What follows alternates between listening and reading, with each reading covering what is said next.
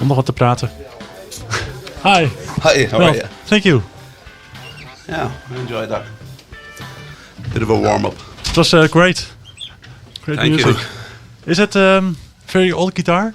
Yeah, it's actually a 1963 original. I have it since I was 17. Yeah. This is the one you played with Herman Brood and Jan Akkerman? Yeah, actually I used this on the track with Herman.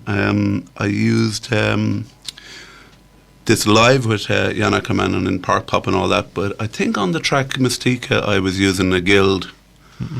Yeah. So I didn't record but I used this when I got to work with Rory Gallagher as well. I used this. Oh, yeah. And you got lots of pedals?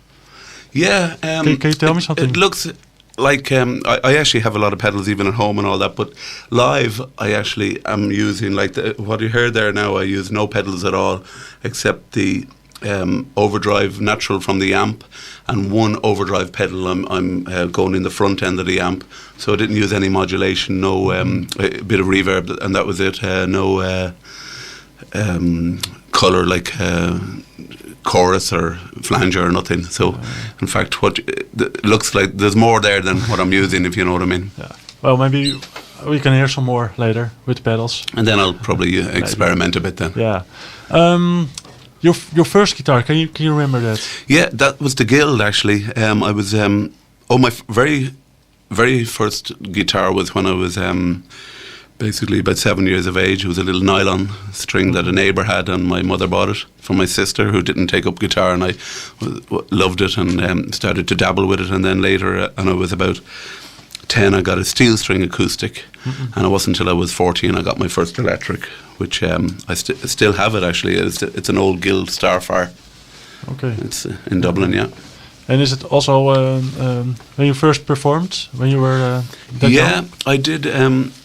Excuse me. I guess folk masses was where I learnt to play good old Catholic Ireland as such.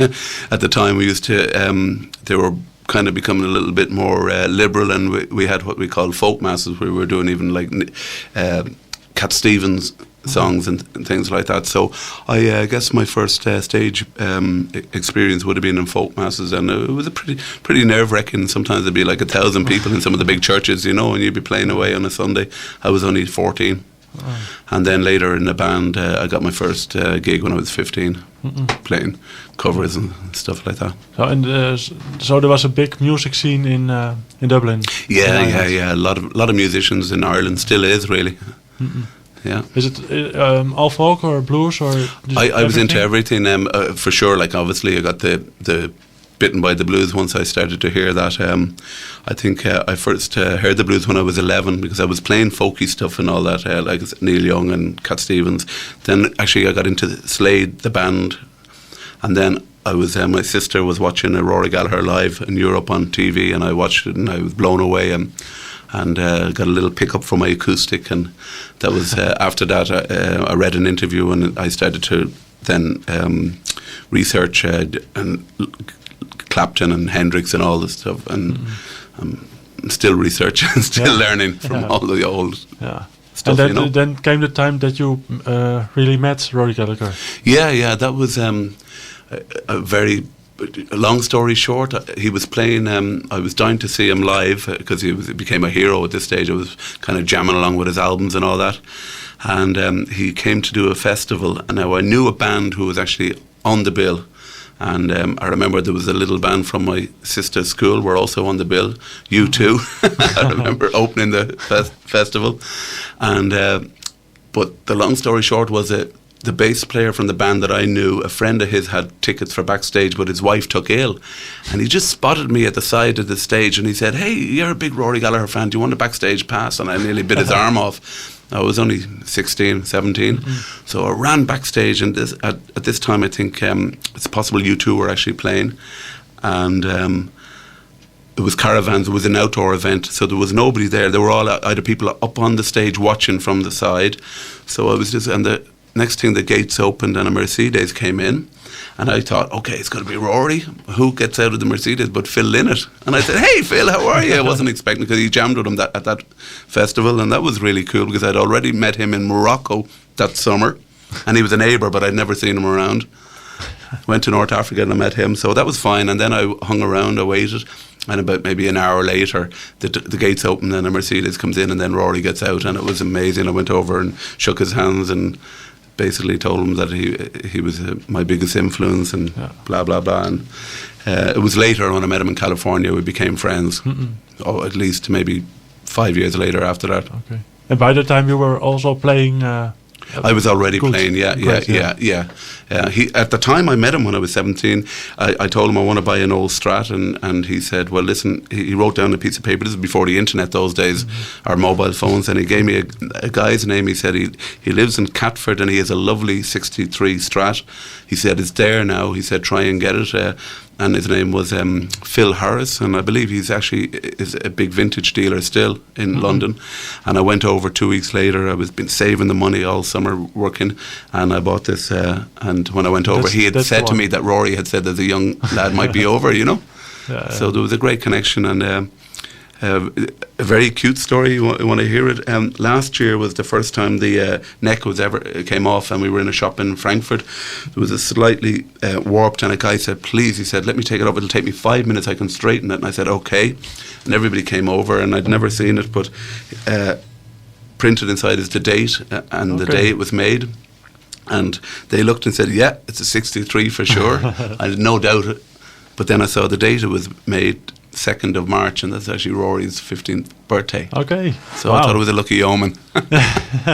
And last year I found that out. Yeah. Well, that's great. Yeah. Great story, yeah.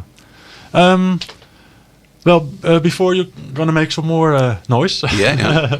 Can you tell me how you met Herman Brood, or the connection with the Netherlands? Yeah, Herman Brood, I moved in 1990 around that time. I moved to Amsterdam, and I was playing around Holland and Belgium and different places, and I actually had a contact through Rory's brother of a guy who was running an office, and he was next door to, I think, the coach who managed Herman, and right next door to that was Herman's art room.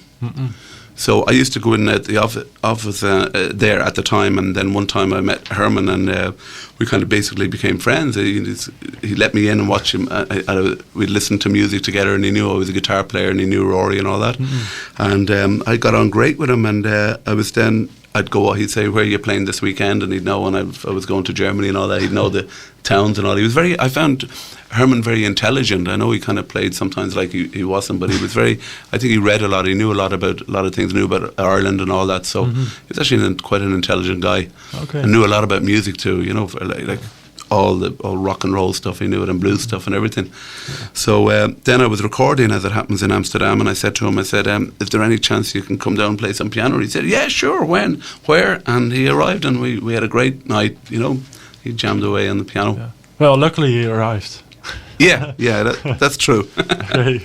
Well, can you make some more music, please? Yeah, absolutely. Okay. Ready to go. Okay. Well, thanks again. Thank you.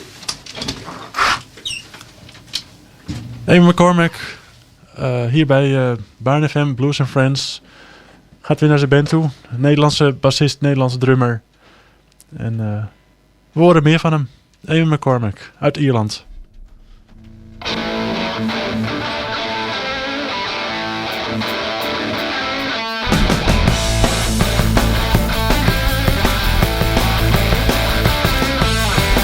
The blues